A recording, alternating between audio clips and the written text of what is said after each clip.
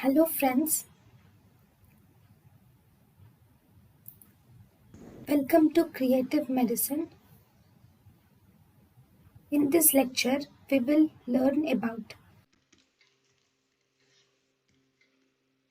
Now, next, Barrett's esophagus.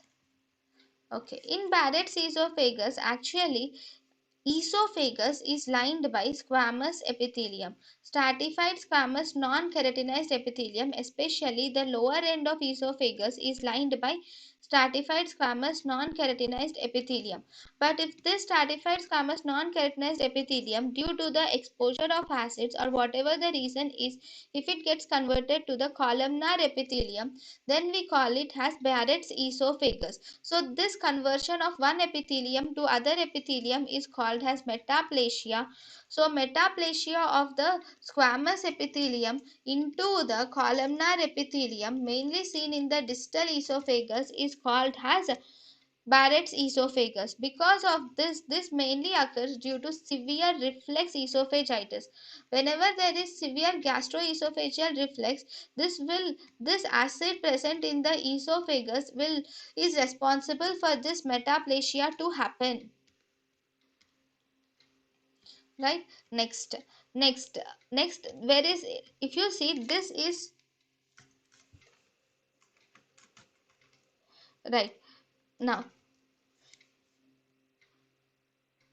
in Barrett's esophagus, it contains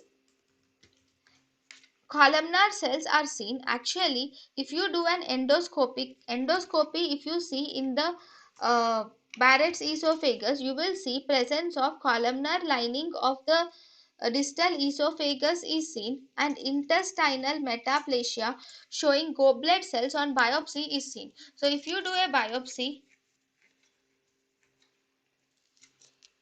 you will see that there is intestinal metaplasia is seen with goblet cells, whereas even on endoscopy you can easily differentiate the normal epithelium from the Barrett's esophageal epithelium.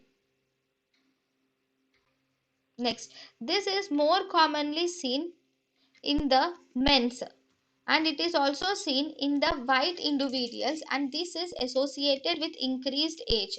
So it is seen in men, whites, and with increased age. So actually it is a pre-malignant lesion which can result in adenocarcinoma in the future for the patient.